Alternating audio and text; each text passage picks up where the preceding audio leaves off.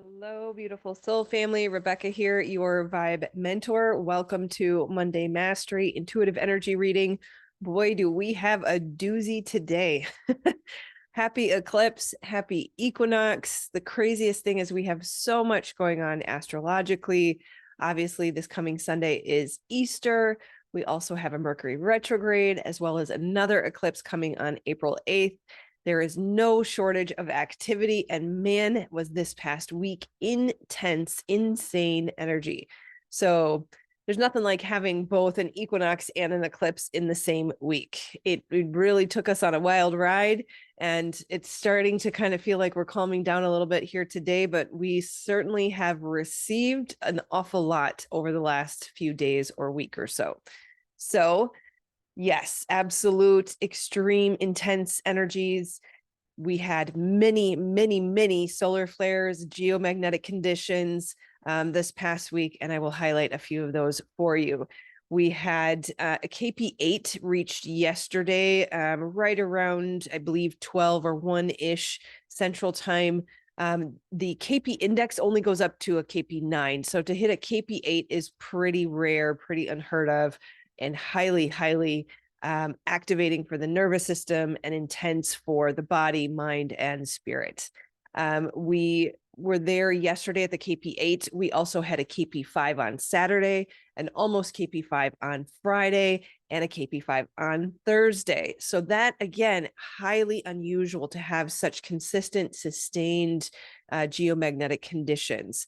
We had 10 M-class solar flares Sunday, yesterday, 8 C-class solar flares yesterday, 11 M-class solar flares Saturday, 1 X-class solar flare Saturday as well, which was sustained for 5 hours. Again, highly unusual, as well as an X-class solar flare on Friday. So basically the last 3, 4, 5 days have just been sustained intensity. And we started with the equinox on Wednesday, I believe. Correct me if I'm wrong.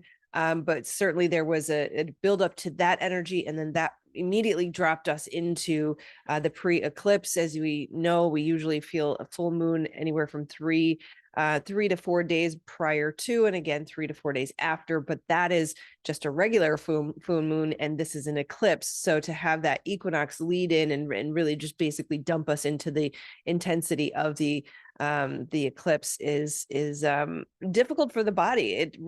It's straining, it's tiring. I had headaches for multiple days in a row with all of those X-class flares and M-class flares. So I'd be curious, how are you feeling? There certainly was also a lot of big emotions that came with that. We've talked about this before, but the sort of that feeling of like, I thought I worked through this already. I thought I released this already, and just more purging, more coming up for review and release. I find it very fascinating that I've yet to see the scientific correlation as to why this happens, but we tend to have peak solar weather or geomagnetic conditions around the moons, the full moon and the new moon.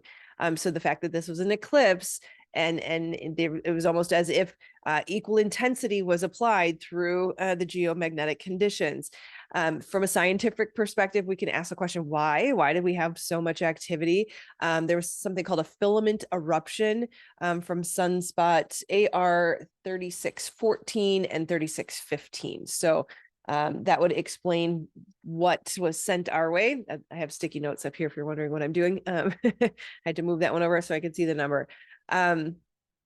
So there's that. It is what it is. We have to learn how to deal with these things. Some people are very sensitive to these energies, others not at all. I tend to get sort of that activated nervous system feeling, sometimes a headache, usually before it is even registered on our NOAA website, or our instruments that can measure these things. So some of you may be like me. You may be, I saw one person, Pat Donsworth on Facebook is the person that I go to kind of get the recap for the past week. So if you want to follow that person there, that would be great. I want to give full credit where credit is due, but I believe the reference was if you are a solar weather empath. So some of us are very sensitive to this energy, and we can sense it coming in, and we feel it more strongly when it's here, and it leaves, to me, more of a lasting impact. I almost always get insights and awarenesses, and you can call them downloads, if you will, through these experiences. So it's always coming with a message. And if you think about, the sun is life. Imagine how you feel when you have not seen the sun for a few days, and imagine how you feel when the sun finally comes out and you can get that first morning light in your eyes, and safely stare at the sun and sun gaze and receive the light information that comes in through our eyes. That is, these solar flares is taking that experience and elevating it, amplifying it to an even greater level. So we're still receiving things, even though it's not visible sunlight. So luckily, prior to the equinox, we didn't have a lot going on. We had a handful of M flares. So relatively speaking, that seems minuscule. Although when we are in a solar minimum, it's rare to even have a C-class solar flare, let alone 10 and 11 M-class flares in a day, or 2 X-class flares in a week. So just know that we are very much approaching or in solar maximum. It's difficult to measure until we are on the other side of it, but certainly it's palpable. It feels pretty much like we're there. Who knows how much farther this is going to peak before we start to see the decline. Luckily, the Schumann was quiet this past week. It's not always one or the other. Sometimes we get both. So we were spared that level of intensity there. I can feel today is already, there's already a decrease, a decline, almost a feeling of stabilization, or just kind of a leveling out. So it's a perfect time. We are still very much in the eclipse energies. The eclipse peaked at, I believe, 2 something a.m. this morning. I want to say 2:35, but don't quote me on it. Central time, of course, adjust for your time zone, which is really fascinating, that my son, he became violently ill, and vomiting it at that exact time. And I looked at his chart, and his moon was aspected, his Mars was aspected, and the intensity and force in which he felt sick was felt in a Mars kind of way. So big, big, big energies. Don't be surprised if you feel nauseous, if you feel sick, if you feel tired, if you've had headaches. We're very much still in the energy, although, like I said, it feels like it's kind of evening out. So now is a good time to meditate, go within, be still, find stillness, connect with the divine. And if you find that you have big emotions coming up, which I certainly have experienced over the last couple of days, stop. Stop is the number one recommendation that came through. It very much was not mine. When I wrote that word, it was all caps. Stop, S-T-O-P, stop, and feel those feelings. Be with them. Lay down, sit down, whatever you have to do. Notice the mind's tendency to search for the coping mechanism, right? To grab the screen or go for a glass of wine or whatever it is. Don't do that. Stop and be with those emotions. Let them move through you. Be present with them and know that this too shall pass. Imagine these emotions. They're just like water that runs under a bridge, but they will not continue to flow out and leave you if you ignore them and you distract from them. It's very much like birthing something. And the analogy of a contraction in childbirth came through. And all too often, pain plus resistance equals suffering. So when we feel that big emotion and we don't want to be with it, we're in resistance to it, and that causes our suffering.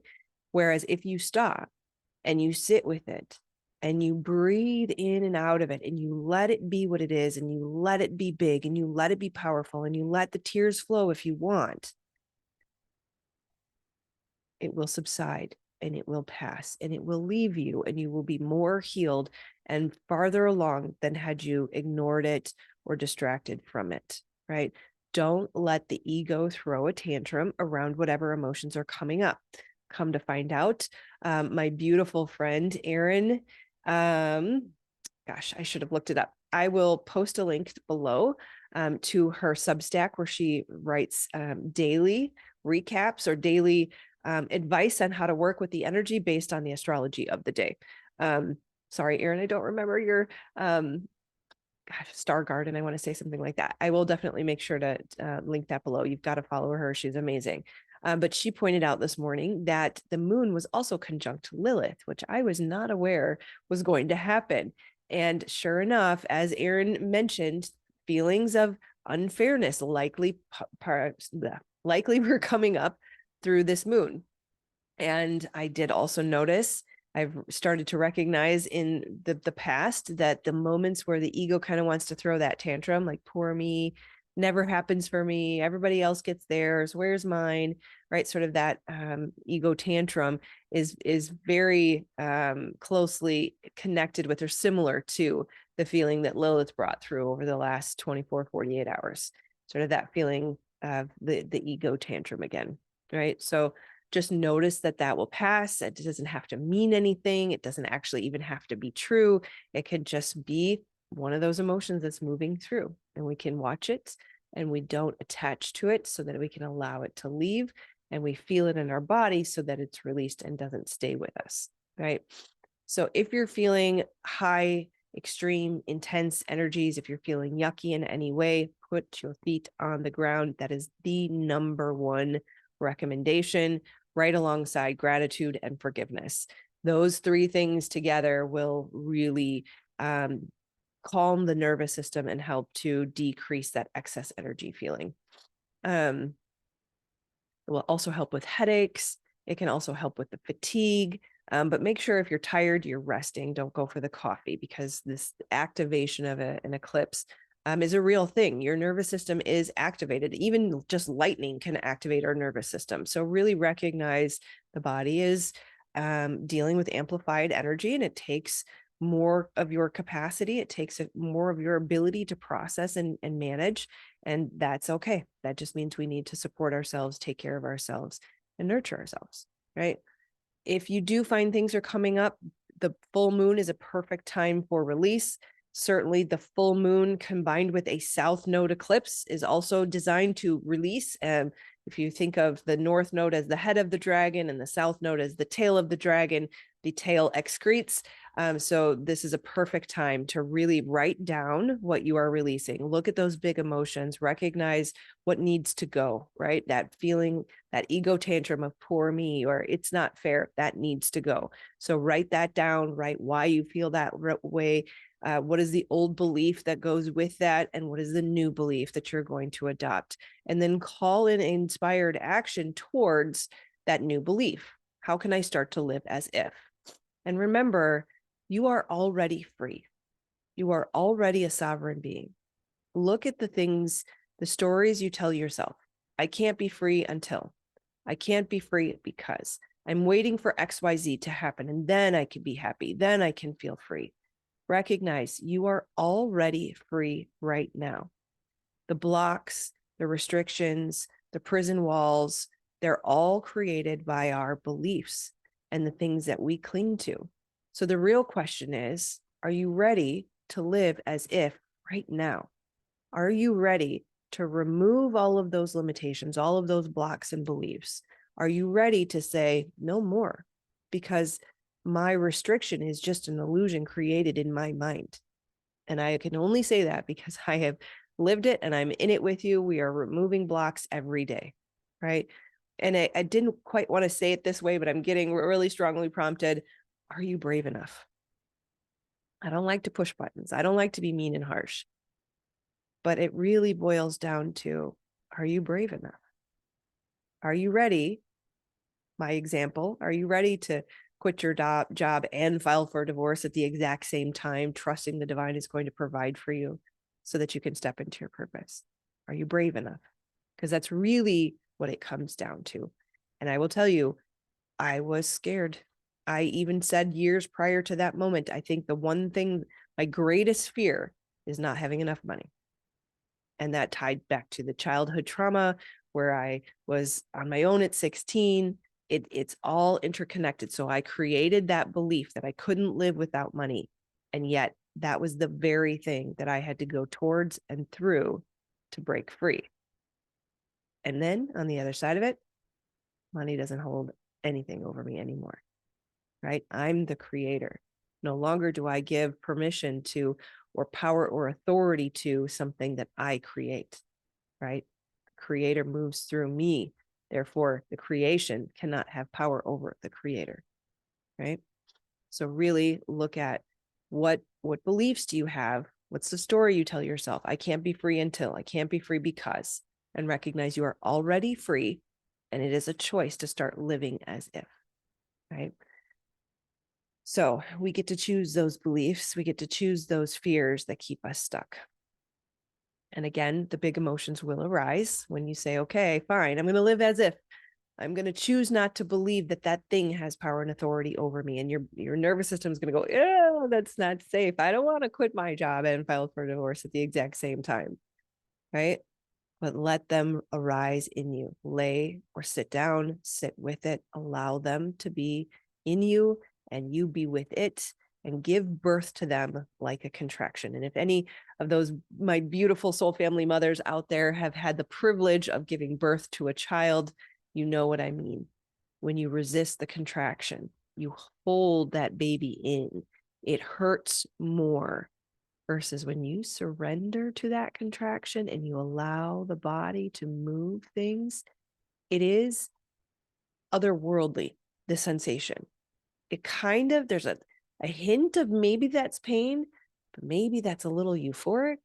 It doesn't quite make sense. But as you surrender into it, you fall into that feeling. It no longer causes your suffering. And that is what we're doing right now in these energies, right? So remember that these big energies can be activating again for the nervous system. It can also, when we're an activated nervous system, we can feel cut off. It can feel harder to hear the divine. It can feel harder to connect to God. Don't worry. Just calm your nervous system. Come back to center. Put your feet on the ground. Take a salt bath and just be still. Be still and know. And that's where you find God, right? However you fell off the wagon is okay. If you reached for the glass of wine or you spent all weekend on the screen or binging Netflix, that's okay. It's okay. Let's just dust ourselves off, pick ourselves up, get off or get back on the horse, get back on the wagon. Even though it feels like maybe we took 2 steps back, we still are moving up that ascension cycle, spiral. So even though it can feel like, oh, I'm here again, it must have fallen off the wagon. Really, you're just at a higher level of it. And as you start to move forward again, you'll start to recognize the progress that was made through this experience, right? Remember, today is a new day. You are releasing, even if it doesn't feel like it, even if it feels like you fell back into something. But like I said, between a full moon and a south node eclipse, you are guaranteed to be releasing something. And it doesn't always happen today. These effects can last up to 6 months or sometimes even a year after. So today is just the trigger point. What materializes or what comes from this will continue to present itself as time goes on, right? Remember that you are being lived by life, that God is in you. Your desires and your will are shared with the divine. And so there is no room for guilt or shame or self-blame. Those are the most toxic feelings or emotions or vibrations that you can have. So release the judgment, release the shoulds, release the shouldn't haves. Everything's fine. Everything's exactly as it's supposed to be. I'm okay. We're all okay. We're going right where we need to go. We're going to get there. We're all going to get there together, and everything is fine. Don't allow that trauma demon or inner critic or whatever you want to call it try to tell you that you've done something wrong or you failed or you're not progressing. It's all a lie, straight from the devil, as Amanda Francis would say, right? Ask the Holy Spirit for accurate perspective. If you're struggling with some of that guilty feeling, or I'm not doing what I should be doing, I'm not as far as I should be, or it's not fair, what about me? If you're having any of those negative lower vibrational thoughts, ask the Holy Spirit for accurate perspective, right? Course in Miracles says the miracle is just a shift in perspective. I have come to understand that the mind, our thought processes, our beliefs is the veil, is the separation, is the illusion. So our miracles are a shift in perspective. So start to ask for that, call that in. And remember, if you need help, if you feel like this is too hard and I have this goal, but I haven't been able to accomplish it. I want to become better. I want to fully detox. I want to do X, Y, Z, but I haven't been able to find the strength to do it. Remember, call on the Christ energy. right? Ask Christ for strength so that you can keep the faith and keep going. All right. I love you, my friends. Namaste. Like, subscribe, and share if you know this could benefit for anyone. Otherwise, I will see you on the next one. Take care. Namaste.